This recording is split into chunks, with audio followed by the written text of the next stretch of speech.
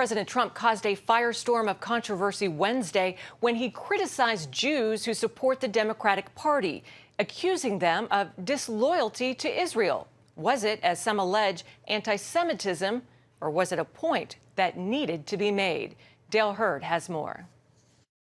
It all started with this comment. In my opinion, you vote for a Democrat, you're being very disloyal to Jewish people, and you're being very disloyal to Israel. And only weak people would say anything other than that. And that outraged some American Jewish leaders. I will be exactly clear on what that was: anti-Semitism. The charge of disloyalty or dual loyalty has been used against Jews for thousands of years. 75 to 80% of the American Jewish community regularly vote for the Democratic Party and oppose Trump, and calling the vast majority of that community disloyal and unintelligent is a disgraceful smear. But the president doubled down. Isn't that anti-Semitic? No. It's only in your head. It's only anti-Semitic in your head. President Trump has raised a strange contradiction. Why do so many Jews still support the left when it has largely turned against Israel? And why are so many American Jews still Democrats when some allege the party has been infected with anti-Semitism? This store owner in Jerusalem says Trump is right, 1,000,000%. The Democrats are not loyal. They were always against us, against the people, against the country, against Israel. They brought us Clinton and Obama.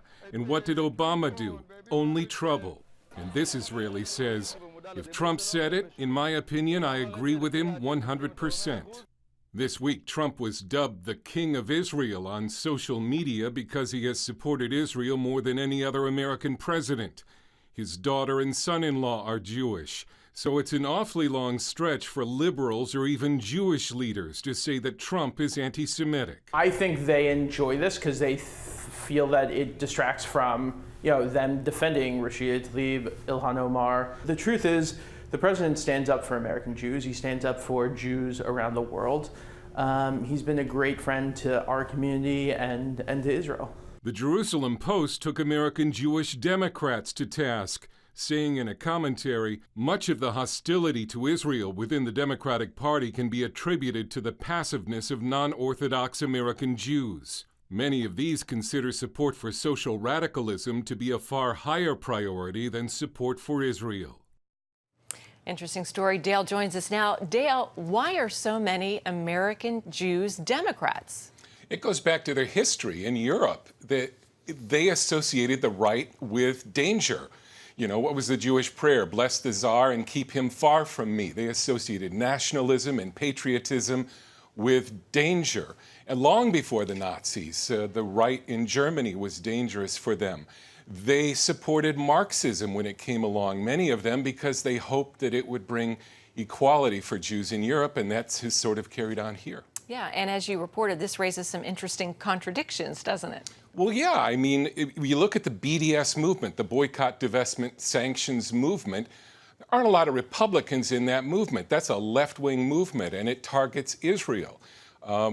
The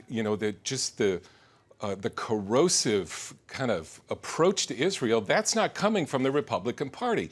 You're going to pretend that Donald Trump, the Republican president, is somehow bad for Israel.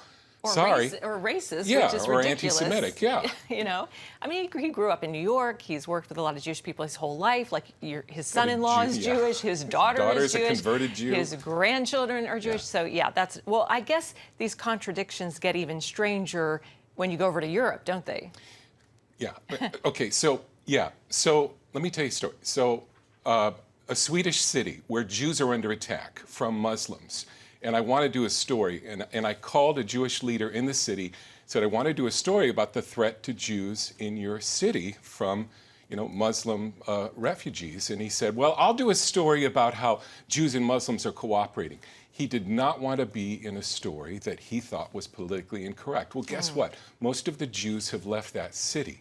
And that is an example of, and I have confronted this all across Europe, where Jews are in great danger, and many Jewish leaders do not want to look, like they're conservative or like they're politically incorrect because their roots are so deep into the left wing. Wow. And then, of course, there are those who are making Aliyah, going to Israel and getting trying to get out of all of that nonsense. Right. But then there's a whole host, like you said, that are just very politically correct. And Wendy, I think they're being forced to make a decision. This can't continue. They're allied with forces that hate Israel. Wow. Great reporting. Thanks, Dale. We appreciate it.